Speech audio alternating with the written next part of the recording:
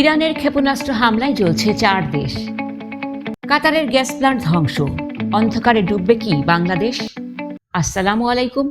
মধ্যপ্রাচ্যের আকাশ আজ শুধুই আগুনের লেলিহান শিখায় ঢাকা। যুদ্ধের 20তম দিনে এসে ইরান এক অবিশ্বাস্য এবং বিধ্বংসী পাল্টা আঘাত এনেছে। কাতার, কুয়েত, আরব আমিরাত এবং সৌদি আরব একযোগে এই 4 দেশের প্রধান তেল ও গ্যাস স্থাপনায় আছড়ে পড়েছে ইরানি ক্ষেপণাস্ত্র ও ড্রোন। বিশেষ করে কাতারের রাস লাফান গ্যাস কমপ্লেক্সে বড় ধরনের ক্ষয়ক্ষতির খবর পাওয়া গেছে।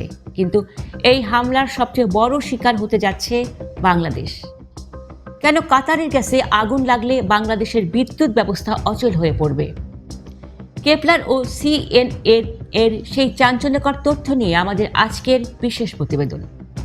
আল জাজিরা জানিয়েছে, বিশ্বের বৃহত্তম গ্যাস ক্ষেত্র সাউথ পার্সে ইসরায়েলি হামলার জবাবেই এই অভিযান চালিয়েছে ইরান। কাতারের রাস লাফান ইন্ডাস্ট্রিয়াল সিটিতে ভোরের আলো ফোটার আগেই আছড়ে পড়ে মিসাইল। কুয়েতের মিনা আল আহমাদি শোধনাগারে ড্রোন হামলায় দাউ দাউ করে জ্বলছে আগুন। পিছিয়ে নেই সৌদি আরবও। ইয়ানবু বন্দরে সৌদি আরামকোর শামরেব শোধনাগারে আঘাত এনেছে ইরানি ড্রোন। এমনকি আরব আমিরাতের হাফসান গ্যাস প্ল্যান্টেও বিস্ফোরণের খবর পাওয়া গেছে। এই হামলা কেবল তেল গ্যাস স্থাপনায় নয়, বরং বিশ্ব অর্থনীতির হৃৎপিণ্ডে সরাসরি আঘাত। মার্কিন গণমাধ্যম সিএনএন এর এবং কেপলারের তথ্য অনুযায়ী এই হামলার সবচেয়ে ভয়ঙ্কর প্রভাব পড়বে বাংলাদেশ, পাকিস্তান ও ভারতের ওপর। আপনারা জানেন, বাংলাদেশ তার মোট এলএনজি আমদানির 70% পায় কাতার থেকে। অন্যদিকে পাকিস্তান পায় 99%। কাতারের রাস লাফান স্থাপনা থেকেই এই গ্যাস প্রক্রিয়াজাত হয়ে জাহাজে ওঠে।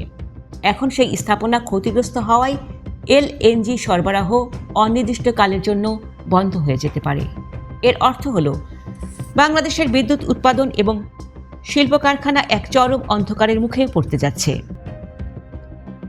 S&P গ্লোবালের তথ্যমতে ভারতও তাদের এলএনজি চাহিদার 40% জন্য কাতারের উপর নির্ভরশীল। কাতার এনার্জি ইতিমধ্যে উৎপাদন স্থগিত করেছে। স্বাভাবিক উৎপাদনে ফিরতে যদি দীর্ঘ সময় লাগে, তবে পুরো দক্ষিণ এশিয়ায় জ্বালানি হাহাকার শুরু হবে। ইরান স্পষ্ট করে দিয়েছে যে তাদের স্থাপনায় আঘাত করলে পুরো অঞ্চলের জ্বালানি নিরাপত্তা তারা ধুলোয় মিশিয়ে দেবে। এই পরিস্থিতি কি তবে মহাযুদ্ধের নতুন কোনো মোড়? দর্শক, মধ্যপ্রাচ্যের এই আগুন কি তবে আমাদের ঘরে এসেও পৌঁছল? কাতার থেকে এলএনজি আসা বন্ধ হলে বাংলাদেশ কি এই সংকট সামলাতে পারবে? আপনার কি মনে হয়, ইরান কি ঠিক কাজ করেছে? আপনার মূল্যবান মতামত আমাদের কমেন্টে জানান।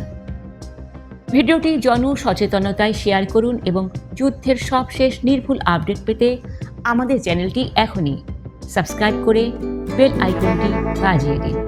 ধন্যবাদ।